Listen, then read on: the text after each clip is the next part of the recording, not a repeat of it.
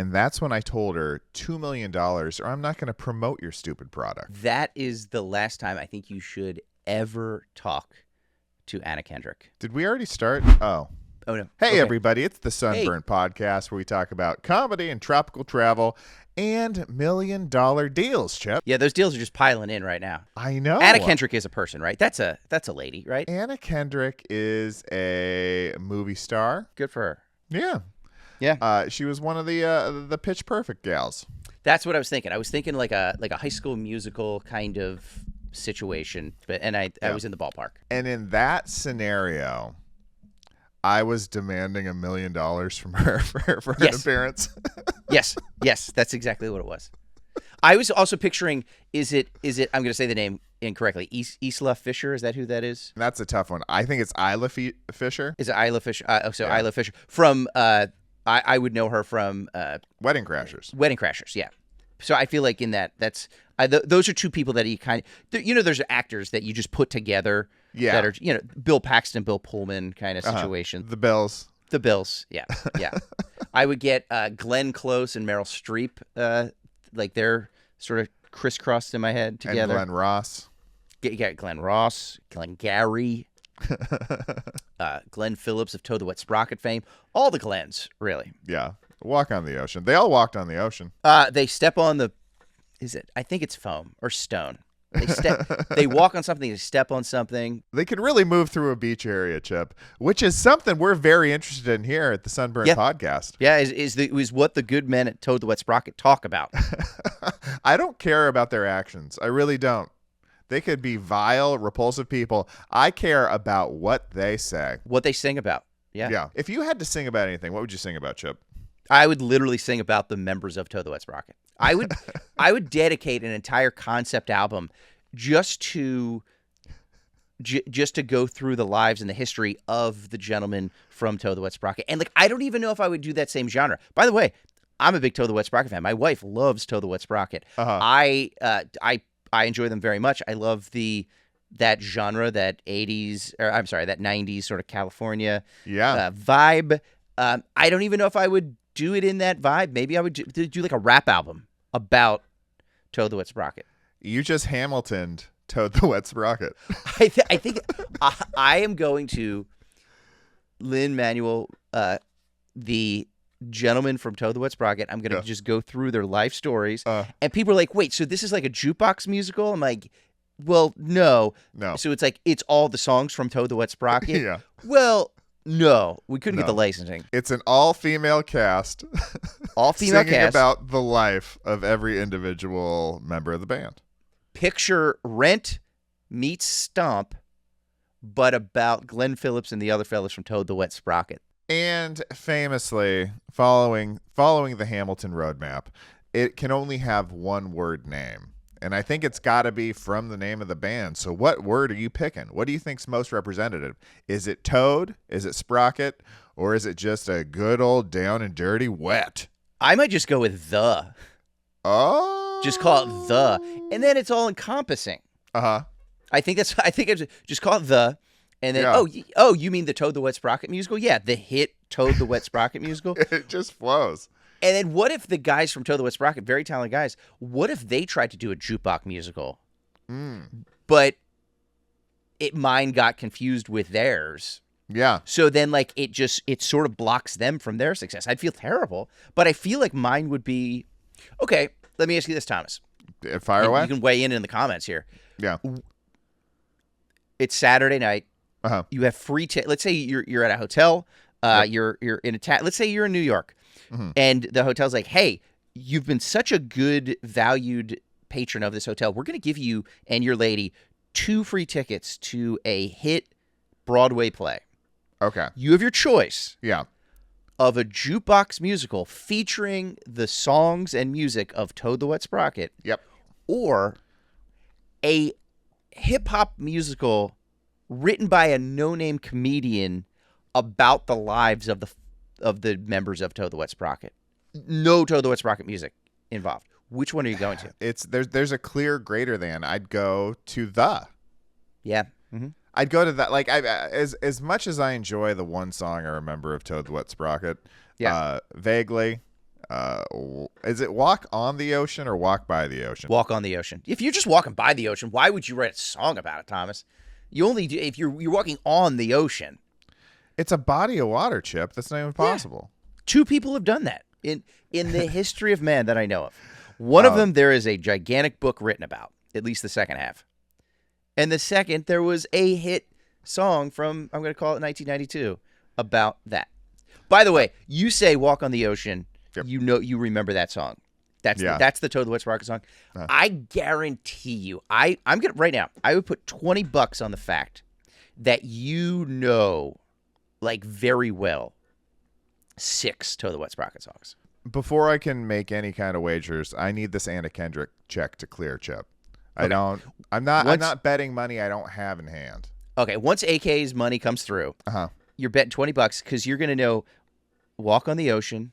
You're going to know, I think it's Fall Down, Come Down. There's a lot of downs. They had a lot of downs. Oh, I mean, all I want's to feel this way, to be this close, to feel the same. All I want. I don't want to get copywritten here, but your pitch is too perfect. We're going to get copywritten. I think that's what it is. But I'm telling you right now, you and everybody else know at least 6 Toad-the-Wet-Sprocket songs. I think they might be a Santa Barbara band.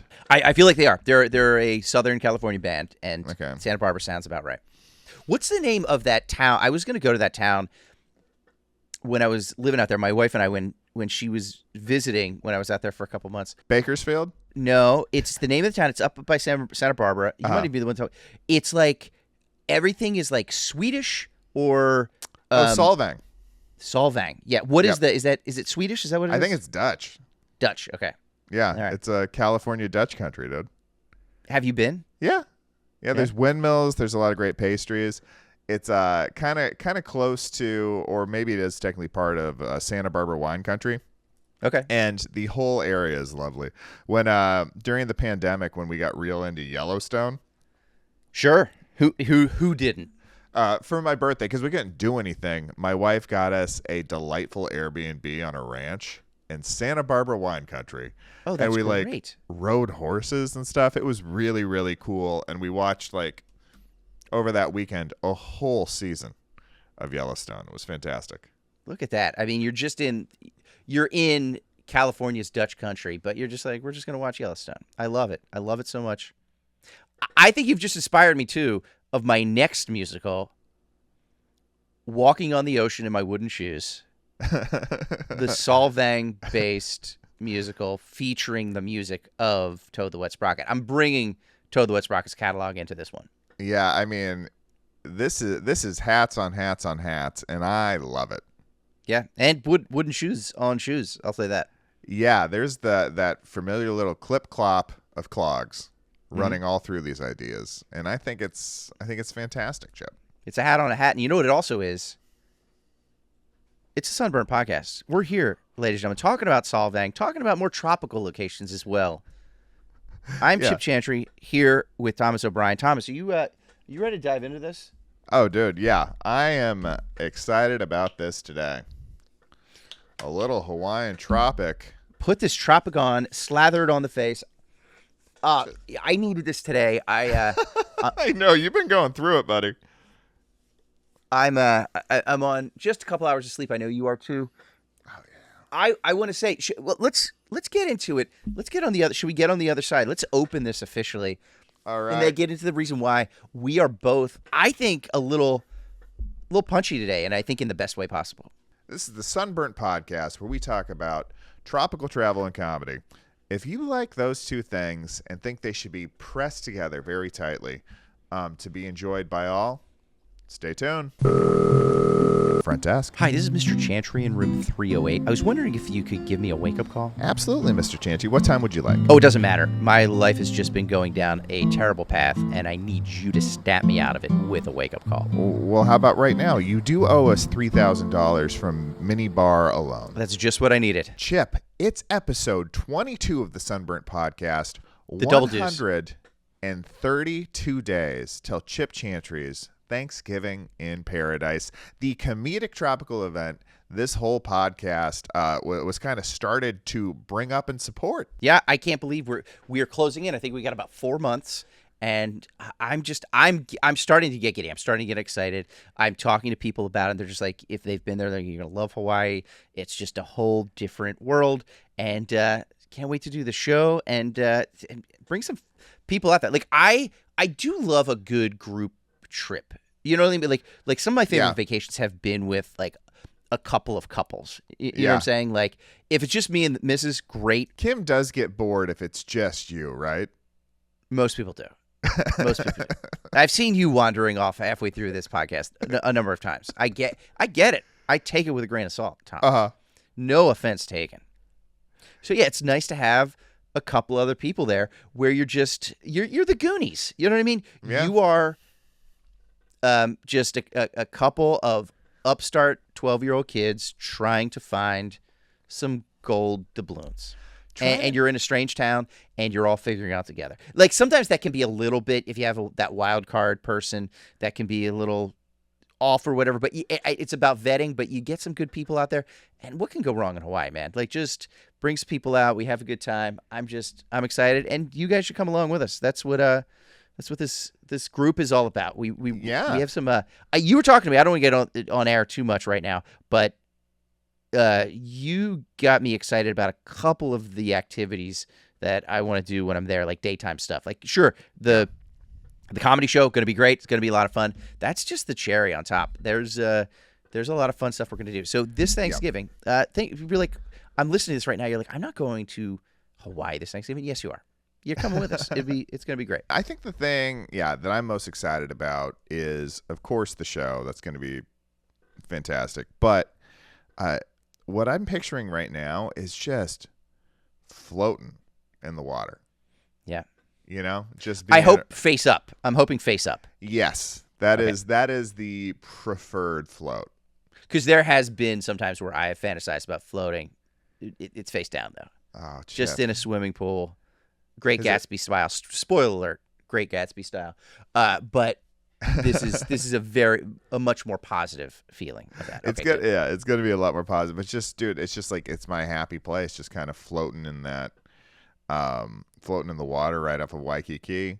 Yeah. I can just feel it. I can picture it. I can see the colors. I can see the surroundings. And I've been there on Thanksgiving before, and it's just such a nice contrast to what's going on back in the mainland, the real world. Yes. The weather out there is perfect. The water's still warm. Yeah. And there's some hikes I want to show you for sure, some cool beaches, some different activities.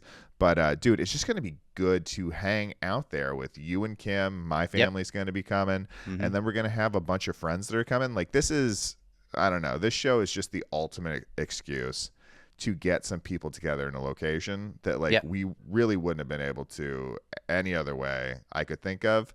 We just needed to have the reason, and this show is the reason. Thanksgiving is the season. This is a scam. Like, can I be upfront with people and say this is a scam, that we just wanted to go on vacation, and we are reverse engineering our career so that we can just go on vacation. That's what it is. I mean, I think in the taglines that I wrote for what the podcast is, one of the things we are in search of is a life you don't need a vacation from. I mean, that's what we're going for. And I was like, that's actually pretty profound, I think. Yep. So we're mixing commerce with what we 100% want to do. I don't know. In success, boy, will we be happy we did all this work, Chip. Yeah. But regardless, it's going to be a lot of fun, and I'm thrilled, man. I'm wearing a new Hawaiian. Dude, it looks incredible. Another big fun shirt co. Yeah. I spoke to Stefan over there yesterday. Yours are being made as we speak. I'm so psyched. I got to pick out the pattern. I'm not a, you know me, Thomas, I am not a high fashion gentleman, but just the idea that I got to pick out the pattern, check it out, be like, oh, this, and then be like, yeah, this would look good. Me standing on a beach, little wind rustling through those locks, I was like, this is a lot of fun. I got my measurements, and that was I never know how to measure a shirt before. Learned. I'm fired up. I love these. They're fun. I did get it. I got a new shirt two new shirts. I did get a Hawaiian. I went to a vintage shop, vintage kind of secondhand shop when I was getting my haircut this past week, get my Rick job, and found two shirts that I liked. I got a Hawaiian that I really did enjoy, and it kind of fit perfectly. And that's what I used the design for the Big Fun shirts, which I can't wait to get. And then I just got this one for $8. This is okay. I want to show the people at home here. Okay. Yeah. Let me just so we can see this little pattern here. All right. It is, I guess, it's a plaid shirt, but it's light, it's airy. I got it for $8, and it's not exactly a Hawaiian, but it just feels like this is like something that your grandfather would wear to a picnic in the summertime. This is what you would call a summer shirt. Yes, 100%. But also, I know that your wife's actual Q zone for what she finds attractive, yes, is old man at a picnic. That is, old man at a picnic is probably my wife's favorite man. Like, my wife just can't get enough of like a sweet old man, like an elderly gentleman. She just thinks is the cutest, wonderful thing. So no wonder I made a beeline for this shirt. Yeah, I didn't even realize it. It's just subconscious. Yeah, whenever we go to dinner, she's always like poking you in the ribs, and she's like, I can't wait till this one gets a couple more years on him. Yeah, I think she's aging me. Like, she's distressing me. I think it's like a piece of furniture to make it look older. Does your wife make you sleep in a dehydrator too, or is it just me? Yeah, it's just she makes me sleep with just a dehydrator full of licorice and Epsom salts. Yeah. Oh my gosh. That big shirt looks like Big Fun Thomas. That's a great design. It's the best. It makes me feel good. I'm very glad it is here on my body. I know we're both on very little sleep right now. Yeah. And I think that's why we're feeling good. I will say this. You spent a great week, like I think some time outdoors. You had some fun. I spent a lot of it in this basement right here in the home studio. We had, speaking of walking on the ocean. Yeah. Last Tuesday night. We recorded the podcast. Went about my day. Actually, you played Toad-the-Wet-Sprocket at home edition. I got the game. Toad-the-Wet-Sprocket to take home. Like when we get like Wheel of Fortune, it's like get the fun at home. I got the Toad-the-Wet-Sprocket. I had a number of wet sprockets in my basement. You got to walk on the ocean in your basement. It's so bizarre to me. It's like it's summer. That's not when your basement floods. No, it's when our basement floods. So we've never had a flood in the basement. We have this vintage basement, as you know. We got this great black and red carpeting. Got the whole look. This is not like a studio. This is just what our basement looks like. It was literally a speakeasy back in the 60s and 70s. And we of course we had this 100-year storm that they talk about that now we have every other week. Yeah. That is just this crazy rainstorm. And I happened to walk down to the basement and just heard gurgling, and I was like, just water just moving. I was like, that can't be good at all. Right here where our studio section is, just there's water everywhere. Like the cameras, the lights, everything. Luckily they're, on tripods or whatever. So it was like, luckily it didn't get much damage done, but it was all over. I didn't know what it was, but of course it's pouring rain, and just an old pipe that goes through down to the sewer that comes from the back of our house, like our kitchen or our laundry room, and then from the roof, all the rain from the roof goes down a downspout through this pipe that goes past our basement, and it's 100 years old, probably 120 years old, and just that cast iron just couldn't take it anymore, Tommy, and just gave it all up. But luckily, my good friend is a plumber, and as well as a very funny comedian. I'm not going to say his name because I don't know. I think he likes to be known as a comedian because he's hilarious. But can we give a hint? Yes. Most people would know him as, in the comedy world, maybe more of a cable guy than a plumber. Yes. Yes. He is a cable guy. Yes. We're not giving it away. But... His name may or may not be Larry. How great would that be if I was just friends with Larry the cable guy and he was also a plumber? Just a handy guy. He just does everything.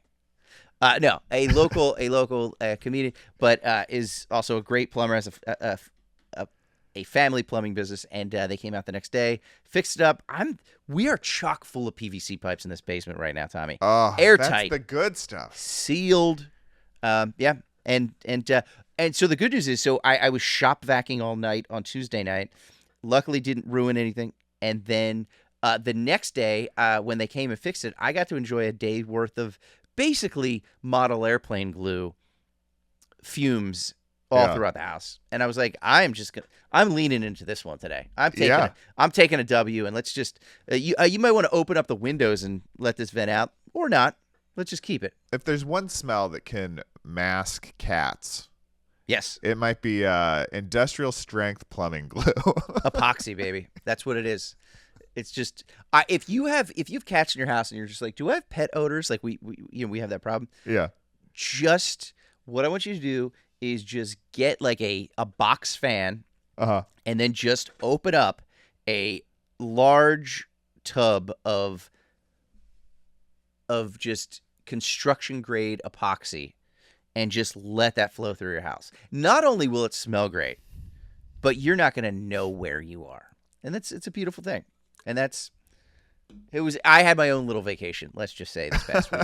But then, of course, we had to I had to make sure everything was dry, and that whole situation. So hopefully we're out of the woods, and I spent all yesterday putting the studio back together. Hopefully this is looking good. I'm not a tech guy, but we got some cameras going. So I think we're good. Hey, I think we need to get into this now, Tommy. Yep. I did receive a great present in the mail this past week. Yeah. Now, a lot of low points this week. But we got some high points, and I got it right here. This is for those of you at home, the 2025 official Guinness Book of World Records. This is not like the old paperbacks that we have. This is hardbound coffee table book. I put it on my coffee table, so when I have guests over, they're like, hey, do you know whoever climbed the deepest cave in the world? I'm like, as a matter of fact, I do. Let's just consult the good book. It's the good book. It's so fun to look at that I can't even keep it in the living room. It's a baby magnet, dude. The baby is just, she's coming over, she's flipping the thing, she's immediately trying to rip out pages. Mm-hmm. Really, really attractive to a 1-year-old's eye. I could see that. I could definitely see that. Big color scheme. We just talked about digging in a little bit, having some talking points, and every time I tried, I couldn't do it when the baby was awake. Yeah. She would just go absolutely nuts. She loves the good book. Bonkers. Baby Billy's Bible bonkers. Yeah. Of course. Yeah. Righteous gemstones. Continue.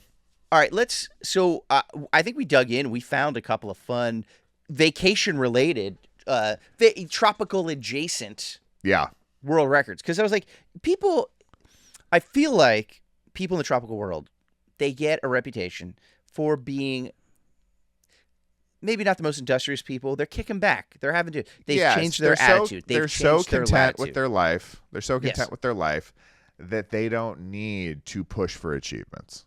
No.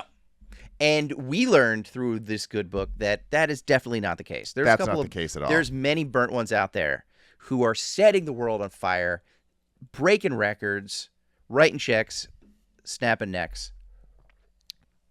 Yeah, and I'm here for it. I'm ready to go. Can I start with one, Thomas? Yeah. All right. I want to see. I found a bunch, and I'm very excited about this. Let's go with. Let's do this.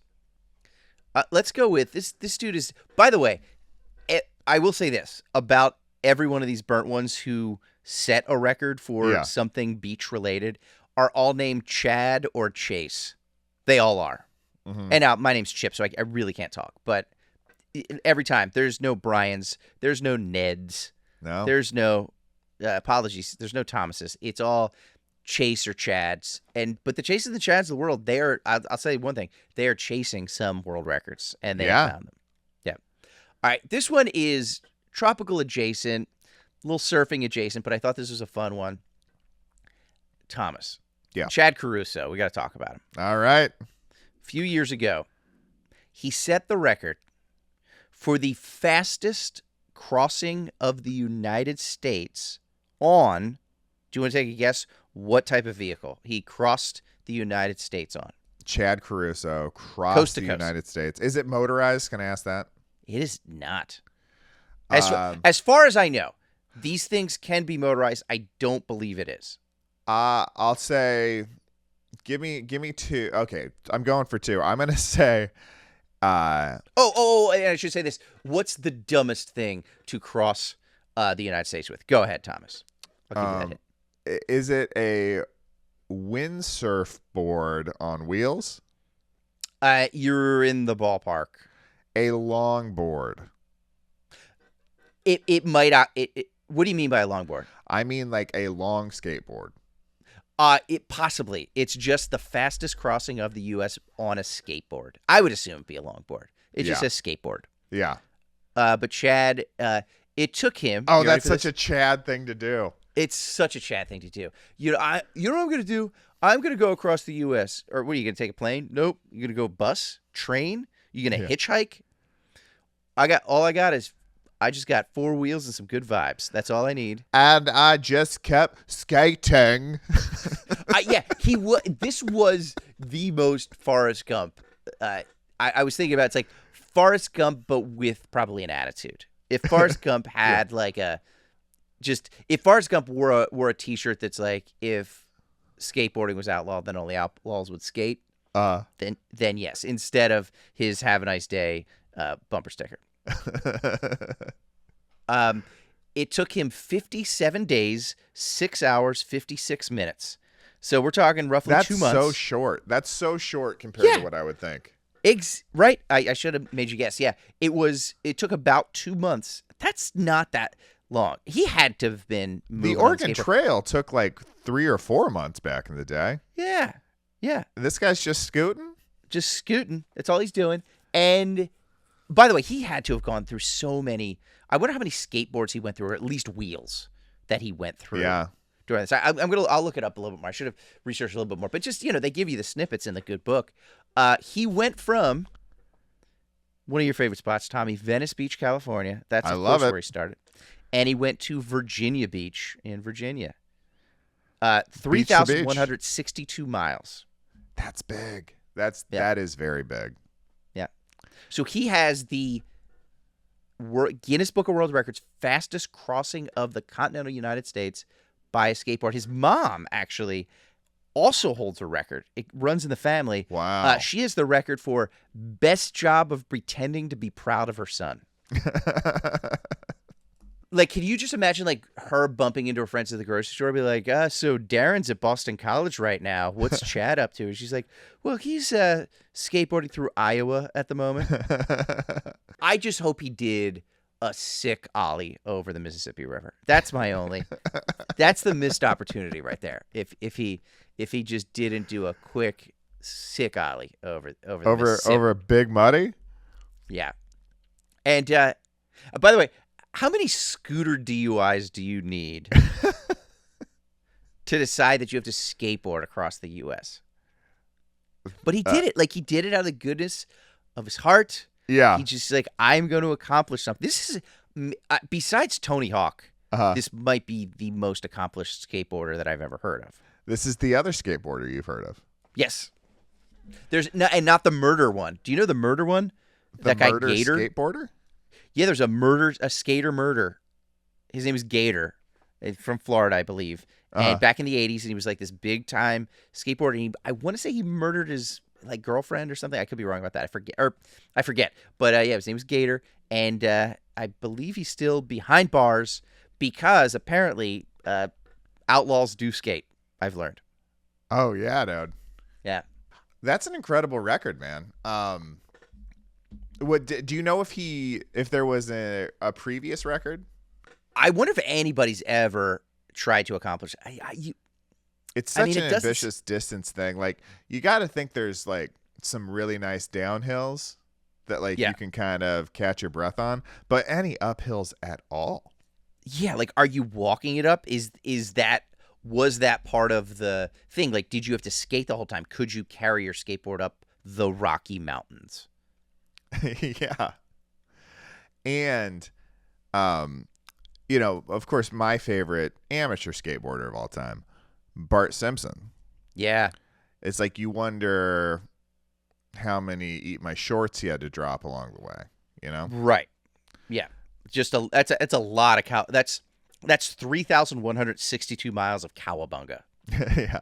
There's also quite a bit of the interstate freeways that don't even have sidewalks, Chip.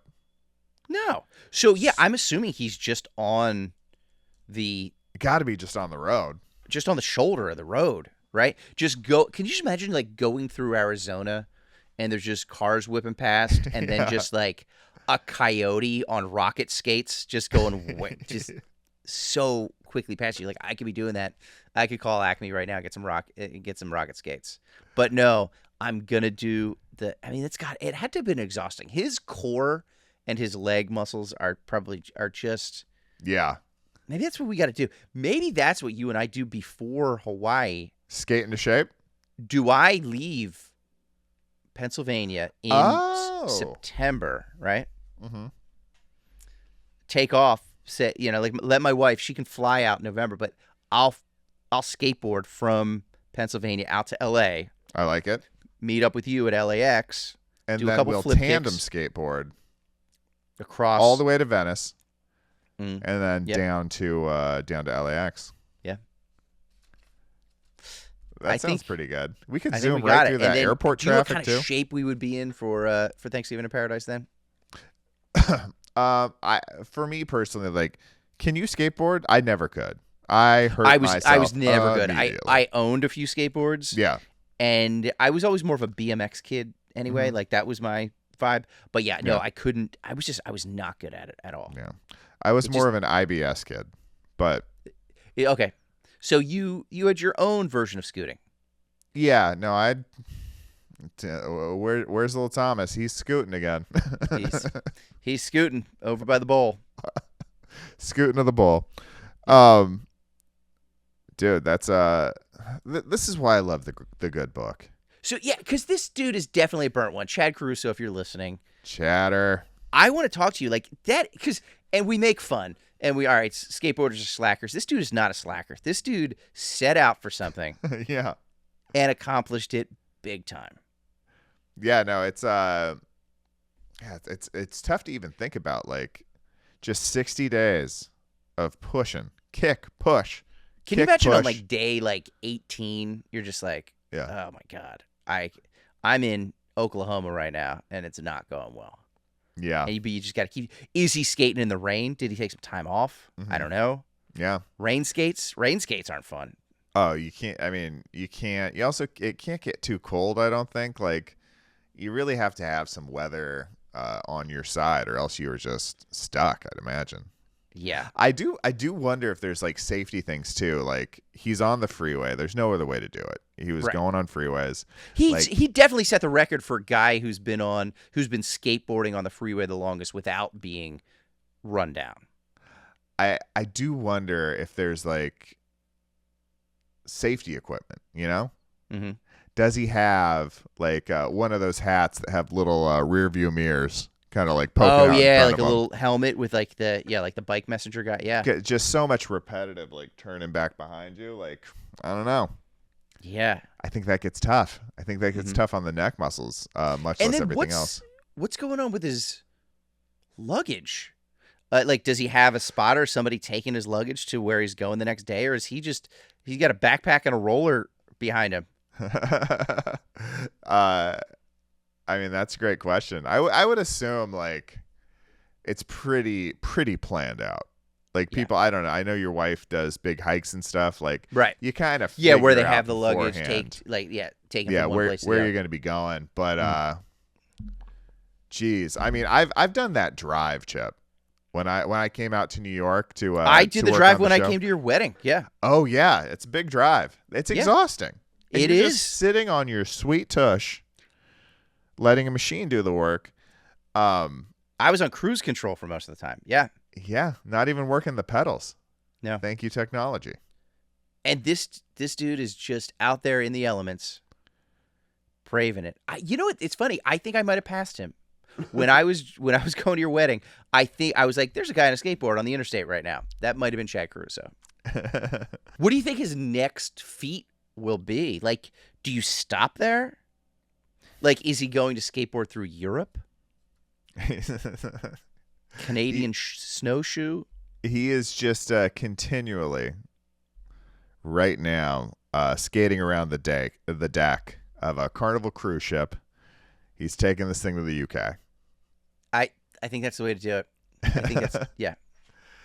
And he's got to learn to skate on the other side of the road. That's going to be difficult for him. I think that'll be the toughest part. Yeah, it's so ingrained. It's so ingrained. It's tough.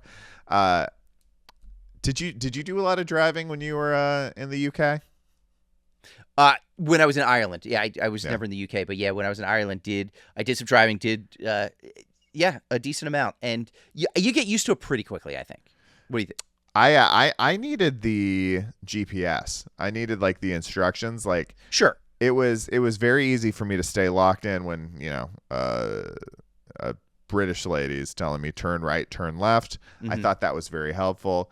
Yeah. If I was just trying to get back to some place I'd been before, I start to drift over to the other side. Okay, I see what you're saying. So you need to stay on the straight and narrow. Like you need that regiment. Well, for whatever reason, I felt more comfortable. Maybe I wouldn't have screwed up at all. I always had the GPS, but like that was my little safety blanket. I will say I did bully my brother-in-law Justin into taking it from the rental place in Dublin and taking the first leg. So he had to drive through Dublin, Ireland.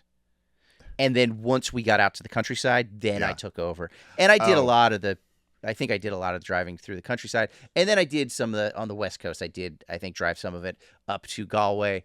But but it was also beautiful too, because you're driving through, and I remember like we're going through Limerick, and I think Trim, Ireland. We saw Trim Castle, and it's just beautiful. So you want to be looking around. Yeah. But you also have to be like, I'm on the left-hand side of the road. I need to make sure I'm 10-2 here. And although it's Ireland, so I think they're 3-8. It's it's the metric system. I never understood it. Yeah. But by the way, that is one thing I do like about the Guinness Book of World Records. Every record I saw, they put it in standard measurement and the metric system, because they're like, the metric system is what science and 99% of the world use. But dum-dums in the United States love reading this thing. Yeah. And if we tell them how many kilometers somebody went, they will not care. It means nothing to me. It means almost nothing to me. Yeah, because could you imagine if I was like, hey, do you know that Chad Caruso, he went 8,724 miles on a skateboard? You're like, I don't know what that is. Is that to the store and back? I have no idea. But we put miles in it. But yeah, no, going through, and then like I remember going through, it was like basically one long day where we went through most of the countryside, like kind of crossed from Dublin down to Dingle, our favorite spot. Dublin to Dingle. Right before, you probably remember this. Right before you get into Dingle, like you have to go over basically these mountains, these like green giant hills, and you're kind of like, it's these winding roads that it's winding roads. It's a little rainy because it's Ireland, and so you got to watch that. But then I'm seeing some of the most beautiful things I've ever seen in my entire life. Yeah. And then you come across and you crest over that. And then you just see maybe the most beautiful thing you've ever seen. And then you're like, I also have 3 other people in the car that I don't want dead. And then I get angry and I say, guys, we should have skateboarded across Ireland. That's what we all should have. We all been a lot happier if we would have just skateboarded across this great island of green. That's how you take it all in. So what I want to do right now is I want to announce Chip Chance's Thanksgiving in Paradise. We're going to Hawaii this Thanksgiving. I'm doing a show at the Blue Note Jazz Club in Waikiki the night before Thanksgiving. Come out and see us. Next year, Thomas and I are leading a skateboarding tour through Ireland. Yeah. It's going to be the entire month of September. We're going to start in Dublin. We're going to go down the coast, and I think we're just going to circumvent the entire nation. Yeah, let's circle it up, and it's all going to culminate in 2026's Chip Chantry's Tingle in Your Dingle, where he's going to do a brand new hour at the Dingle Theater there. It's going to be unbelievable. Oh, our good buddy Blake Wexler, my good friend Blake, he's heading to Dingle and Galway in the I don't think he's out there now, but he's going in the near future. He was asking me for some suggestions, and I was like, "You go to Kennedy's," and he's like, "I already saw Kennedy's on the list." He's like, "I'm going." Yeah. Yeah, and then what's the ice cream place? Is it Murphy's? I want to say, yeah. No, that was some good stuff. Like, it was such good ice cream that I literally went in there and like was like, I want to open one of these in the United States. And what did Murphy say? They said no. No. They're like it's not it's nothing against you. They literally said that they only make their ice cream from a specific type of cow, and it would be impossible to mass produce it without growing the population of that type of cow past what they could handle there. So that it's been looked into before. Is that why you keep bringing up on the podcast, like, hey, I'm breeding cows in my small backyard in Los Angeles? You keep every once in a while, like I'll be talking about, you were like, on the podcast for listeners, he's like, oh, Chip, how was your week? Oh, pretty good. I had this show, I did this. And you're like, oh yeah, I was breeding cows out in the backyard. And I feel bad because I'm not a great listener. So I just sort of glossed over it. And then I was like, well, how's your wife? How's the kid? And I should have dug in more to be like, how are those cows you're breeding in the backyard? I appreciate you bringing it up. And, most of my frustration lies in that I've got these 2 cows in my backyard, and I don't think they're attracted to each other. Yeah. Like, I just cannot, no matter what I do, I can't set the mood well enough for them to make a baby cow, and it's wildly frustrating. Okay, most cows are ladies too. Have you looked into that? That they're just 2 lady cows. I think we have just landed on something, ladies and gentlemen. Guinness Book World Records, July of 2025. The man who's tried the most times to mate 2 lady cows together to get baby cows. Oh boy! All right, put this in the file. Another T-boner. Yep. another T-bone mistake. I'm just you just say, like, that is the LAPD or LAPD or maybe like animal control body cam video of just bringing you to the ground in the backyard with like 4 lady cows walking around. You're just like, I just wanted to make delicious ice cream. I just wanted to make delicious Irish ice cream. And they're like, get down, sir. Sir, hands behind your back. And the cows are murr in the back. You're like, shut up, Tina. And you're like, murr. And it's like, shut up, Marie. And you're just like, murr. And it's like, wait, are those 2 lady cows? And you're like, I did give them lady names. Yes, I did give them lady names. I'm just trying to mate them. And they're just like, sir, you can't mate 2 lady cows. But they're Irish. They drive on the left-hand side. The 2 lady cows mate. And they make delicious peanut butter brickle ice cream. I think that's that arrest video right there. That TikTok video is going to number 1. That would end up in my algorithm. Right now, they're showing me a lot of conflicts. I had the most beautiful TikTok algorithm on the planet going. It was just beaches and then like Kenny Powers quotes. Like, I started out with like mental health advice and sort of like stoic, like none of this really matters, everything's cool. I'm like, oh man, this is just great. Yeah, brother. But like, I watched one video too long, and like, it was some people getting kicked off a cruise ship. Yeah. Okay, so it was like, it was cruise ship. They get you in the back door that way. They're like, oh, you want to see relaxing vacation video? You're like, yes. It was in my Q zone slightly. It was cruise, but these people are just like, have you ever been kicked off of a cruise for this? Like, they're making us D whatever. What's it called when you get off a boat? Oh, yeah, disembarking, but I know what you're talking about, yes. They got de-kicked off. And so they're going down the ramp, they're walking down the thing and just like talking mad trash about whatever their cruise line was that kicked them off. Yeah. And from then on, it's been a waking This whole nightmare. place is a circus. You're like, ma'am, it's Carnival Cruise Lines. Yeah, calm down. You knew it when you bought the ticket. Yeah. So now all I get, like, and then it went into people getting kicked off of airplanes, and now it's just people screaming at people. Like, it really took a toxic turn. I did not care for it. I don't know how to pull out. Yeah, there's got to be a way to like reshuffle or reset. You would think, like, because like it's like I just have like people like finding out that their son is a serial killer, like that type of stuff, or Yeah. like Well, you footage searched from that. I You did searched search for that. that. I did search for that. I will admit. There's also there's another very like frustrating lane of just like women crying. Have you seen this? No. I mean, I've seen women cry before. It's something they do.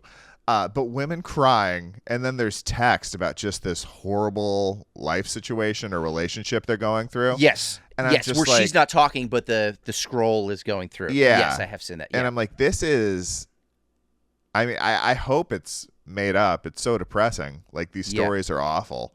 Mhm. And they're just like trying to get views or do whatever you're trying to do online. But it's just like, what part of human beings like are attracted to this sad bucket, this sad slop? Yeah. And we watch it then because it's, again, there's conflict, and it's like we're just trying to avoid that conflict. But like TikTok does it too. It's like I get that algorithm where it's like, again, it started out and then it'll just be like it wants you to do well. There's something about the algorithm or that AI God that's in that phone that is directing the universe. Yeah. That's like, Chip, I want you to do well. I want you to be productive. I want you to feel healthy. I want you to be physically healthy, mentally healthy. So then it's just like, it just serves me things. I'm just like flipping through my phone at night. It's like, all right, here's a video, 5 hacks to change your brain. You're like, great, love it. You know, it's like, here's a Greek philosopher's take on life. You're like, yes. And it's like, become more productive in these 3 steps. And you're like, absolutely, my life's about to change. And then it's like, fat guy on a zip line. And you're just like, damn it. Fat guy on a zip line wins again. I'm just going to keep scrolling. Like, I was just about to put my phone down, do some burpees, and meditate.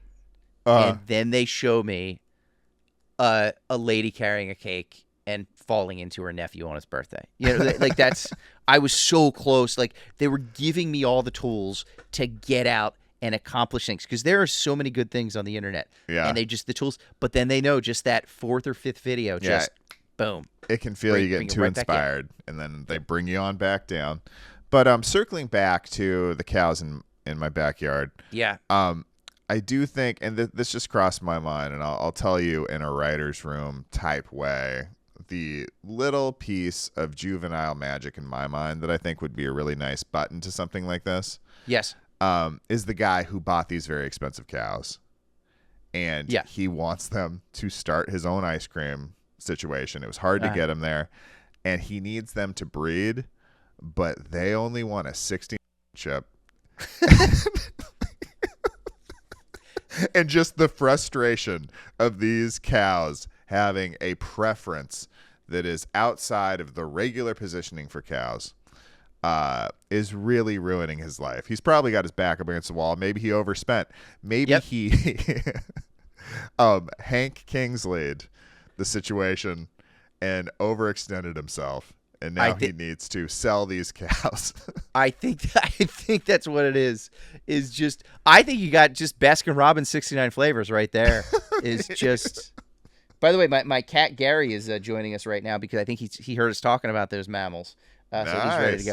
But Thomas, that is just it's like he's just trying, he's screaming at these cows. You're doing it the wrong way. Like, do what you're supposed to do. Yeah. And scene. Like, just try it. Action. Yep. He's videotaping it for some reason, which is just, I don't need to know why, but he's going for it. And these cows are stubborn. They don't obey. They don't obey, but they've got their own freakiness. They've got their own preferences. And then I think, like, you know, in the TV version, it's one thing, but in the raunchy comedy version, you end up seeing it later on when you don't expect it, and it's a shocking visual. Yeah. Shocking, Chip. Shocking visual. I think it'd be very shocking, although I have read The Far Side many times. These cows, they're driving cars. They're up on roofs. They're painting paintings. They're very dexterous, these cows, in Gary Larson's world. I know. G. Lar, he gave them all the respect they deserve. Mm-hmm. Oh, you said you had a a Guinness record that you wanted to share. Oh yeah. This is right up our alley. It's right in the wheelhouse for the burnt ones, and I think we can't do it this Thanksgiving because we only have around 720 tickets. Yes, available. Yeah, it's about a 350. Yes, seat room. Yep. A total, and that's not what's left, but it's how many total. So we could not break this record, but the record for the most people wearing Hawaiian shirts in one place. Most people wearing Hawaiian shirts in one place. Okay. I think we can take this one. It's only 1,254. I think this is the record we could set. Oh, that's the new. That's our new goalpost right there, Thomas. Yeah, and it was at 1,200 people. Yeah, it's 1254. We can do that. This has been broken someplace. You just have to think it like, Well, just at a Jimmy Buffett concert alone. A Jimmy Buffett concert, a stick figure concert. Like, I think there's a lot of places this could have been toppled, but this happened at a hockey game in Orlando. The Orlando Solar Bears ice hockey team. Solar Bears. The Solar Bears. Your favorite type of bear. Oh, so it's like polar bears. Yeah. But it's down in Orlando. Now it's okay. Yeah, my favorite are, grizzly, brown, polar, solar. Yeah, that's what it is. Yeah. What do you think's the most aggressive bear out of those four? Well, anybody from Orlando. A bear in Orlando? The amount of blow that bear is doing? Yeah, that's solar bears by far. By far. He was a brown bear, but he's white. He's just a white bear now, just from the nose down. Just got a little dusting. Yeah. Gary, going. Yeah, did you see what he just did? Garrett, what's going on, bud? You're knocking over. He's knocking over some, he heard us talking about Gary Larson. I think that's what it is. And he thought is like, oh, they're talking about me. All right, Garrett, I think the solar bear is gonna be dangerous. It's also gonna have a little bit of that Scarface culture rub off on him too. Hold on just a second. This cat is you're gonna break something. Oh, okay, go ahead. There you go. It's he's getting mischievous, Tommy. He's getting mischievous. I mean, he's in his terrible. Age. He's in his terrible 12s right now. So, 1,200 people, minor league hockey game. Yeah. First of all, something I do respect. Yeah. You are in Orlando, Florida. Uh-huh. Other than that, there's no reason to be wearing a Hawaiian shirt to a hockey game. It's not exactly an appropriate place to wear a Hawaiian shirt, but I think it's where we align with the Solar Bears. Yeah. Is that there are other places you can wear a Hawaiian anywhere. You can bring that good vibe anywhere. Weddings, job interviews, arraignments, funerals. Yeah. See. Okay. Now I'm turning back. Now I'm more of a fan of the Solar Bears. Yeah. So, and talking about that too, like this is it's definitely a Hawaiian shirt, but more formally, it's an Aloha shirt. Yes. And I found out the difference is like an Aloha shirt. According to what I've read, I could be totally wrong. Yeah. But an Aloha shirt is like it's a nice one. It's one that like you might wear to a funeral, you might wear to business functions. Okay. Like it is the real deal that's like a respectable shirt for almost any social activity. Okay. Maybe would it be fabric wise too? Maybe like a silk or something like that? I don't think it's based on that, but I do think the patterns are generally a little more toned down and refined than like a quote unquote typically loud Hawaiian shirt. Okay. Yeah. I see what you're saying. Yeah.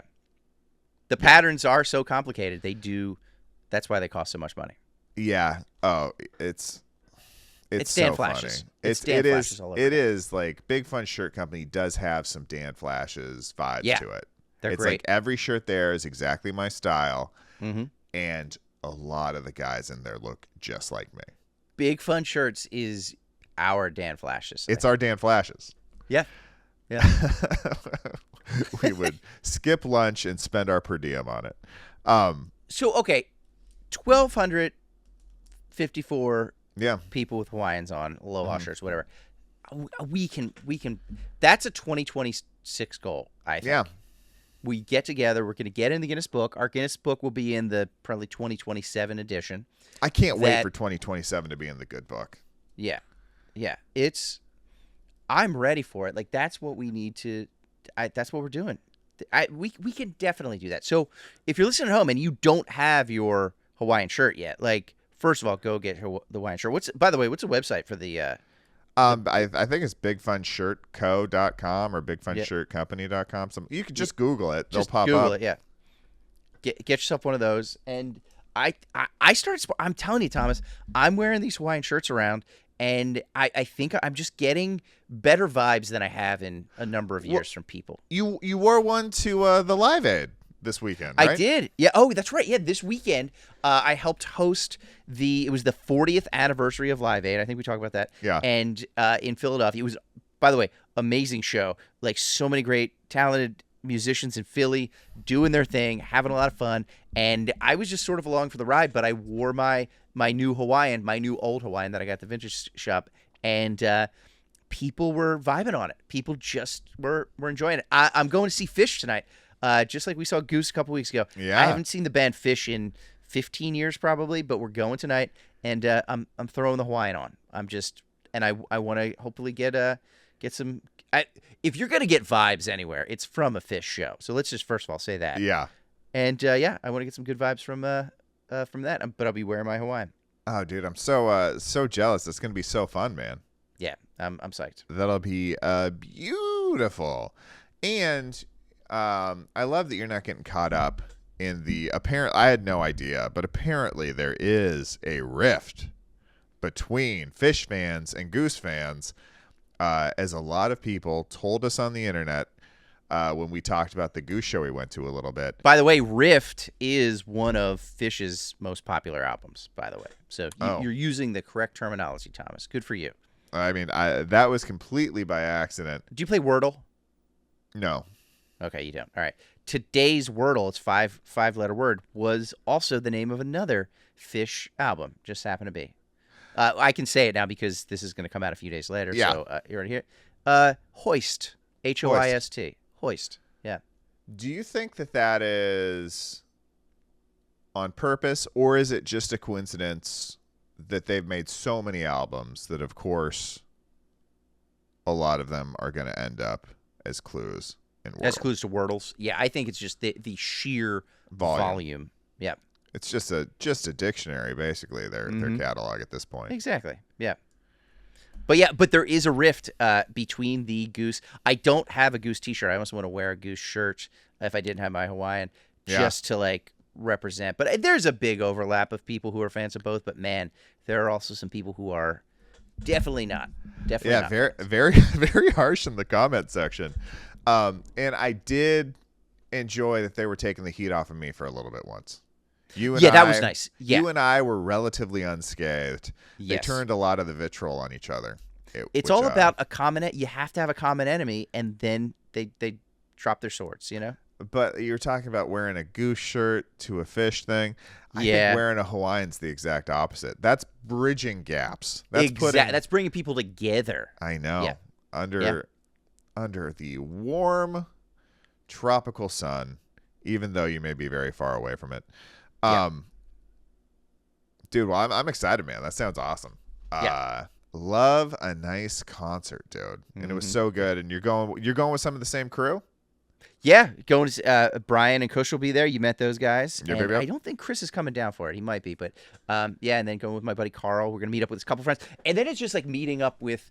That's the nice part. Like, we're gonna go and probably meet up in the parking lot ahead of time. Meet up with some friends. My friend from third grade is now a brewer at one of the big breweries in town. Oh, nice. He's gonna have some beers and stuff. So we're gonna have some fun. It's gonna be a good time. It's just nice to get together, just again vibe with people, and that's what we're trying to do here. Yeah, and do you want to publicly comment on this? I know a couple weeks back you laid out 5 ironclad rules for attending concerts, and you have broken one of them 2 concerts back to back, and that is no more than groups of 4. I know. Yes. I will say, in my defense, Uh huh. we only had 4 people in the seats at one time. That's true. Because for better or worse, you and James had to sit in a different section because we just had tickets in a different section. We were on our own journey. Right. So I think I'm gonna say that I don't think I got that one. And I will say for this one, what we do, because this is the vibe, my buddy Carl and I, we go, we have lawn tickets. So it's an outdoor concert, amphitheater. It's the Mann Music Center. It's beautiful. It's great. Yeah. It's in Philadelphia, but you feel like you're in the middle of the woods. It's awesome. And we like to just roam around the lawn. Oh, you sound like my cows, Chip. All they do is just roam around the lawn and don't mate. Yeah. And that's what Carl and I are going to be doing this evening. We're just going to be roaming around the lawn, not mating, not producing ice cream. You've never made ice cream, as far as I can tell. It's been a big disappointment. It really has, but maybe someday I will get your esteem back up for me, make you feel better about me by skateboarding across the United States in 56 days. Yeah, I mean, to see that record transfer from a Chad to a Chip. Yeah. Now we're talking. That's big time. That's progress. That's when we talk Goose Phish rivalry, Chads and Chips. That's when it gets heated, baby. Heated. Yeah, we've talked a lot of salacious stuff, Chip. Yeah, we have. Sorry for being so controversial this episode, everybody. Yeah, it's been tough. Okay, here's something we're going to be talking about. Switching gears a little bit. Yep. We have a Burnt Ones Hall of Fame. Yeah, we do. Many, many great people have been put into it. But one stands above the rest. Kind of like one of the inspirations for this podcast, for things we're trying to do. It's Mr. Jimmy Buffett. Mm-hmm. And we just want to take a little time to celebrate this man. We've got a couple of Buffett facts that we're just going to throw out there from time to time. And today, we've got 2 Jimmy Buffett facts that we're throwing your way. Mm-hmm. And Chip, would you want to get kicked off? Like, what's something people might not know about the man, the ultimate burnt one, Mr. Jimmy Buffett? Jimmy Buffett didn't apply sunscreen. Sunscreen applied to be on Jimmy Buffett. Jimmy Buffett is so chill that when he passed, the global temperature rose 1 degree Celsius. That is a chill man, Thomas. He was that chill, Chip. He's like 2 polar ice caps. But by the way, you said 1 degree Celsius. That's how chill he is. He's using the metric system. Jimmy Buffett used the metric system. Well, I don't know if he used the metric system, but I do know that the real scientist that measured the Buffett effect on the climate definitely did. Okay. All right. But can you imagine being so chill that you affect the weather patterns of the world?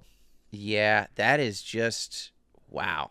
Just because that's how chill he was, and then he's not. It's just boom, the temperatures go up. That is a chill man right there. The chillest. Yeah. There's so many things we could talk about that guy. We don't have time right now, but there's just so many incredible stories about just the way he lived his life and what his priorities were and how he moved through the world. Yeah. I don't know. It's very inspiring. We'll get into that someday soon. We talk about his man, he worked hard to not work a lot, and it's amazing what he did, what he accomplished. Yeah, it's just like he really just shaped things the way he wanted them to be. Yeah. And even like when he didn't think people were gonna jump on board either. Like it wasn't a guarantee. It was just kind of like, I'm gonna do the kind of thing I see in my head and spend my time the way I want to spend my time. And it worked out pretty well for old Jimbo. Chip. Yeah, it did. Yes, it did. We are coming up on the time here, bud. Is there anything else you want to chat about? Let's do it. Come out to Hawaii. Come see us this Thanksgiving. We're going out. We're gonna have a blast. I'm so excited about it. The comedy show is just the icing on the cake. I called it the cherry on top. Now I'm calling it the icing. I feel like I've overstepped something. I like icing more than cherries. Okay, it's the icing on top. But we're gonna spend a week out in Hawaii. Bring your significant other. Bring a friend. Come alone. just hang out with us in Hawaii for the week. And before that, if it's this week, this Friday, July 18th, I'm going to be at Next in Line Comedy Club in Philadelphia. And make sure you follow Sunburnt Podcast. Just Google it, but at Sunburnt Pod on the social medias. Follow us. We'd love for you to subscribe to our YouTube, and that always helps. So and spread the word if you're enjoying it. Let people know. Yeah, and anything Sunburnt Podcast related, you can go to sunburntpodcast.com. It's got all the episodes. It's got all the links. Really a great resource if you care about this podcast. Have a great week, and until next time, stay burnt. Front desk. Hi, this is Mr. Chantry in room 308. I was wondering if you could give me a wake-up call. Absolutely, Mr. Chantry. What time would you like? Oh, it doesn't matter. My life has just been going down a terrible path, and I need you to snap me out of it with a wake-up call. Well, how about right now? You do owe us $3,000 from Mini Bar alone. That's just what I needed.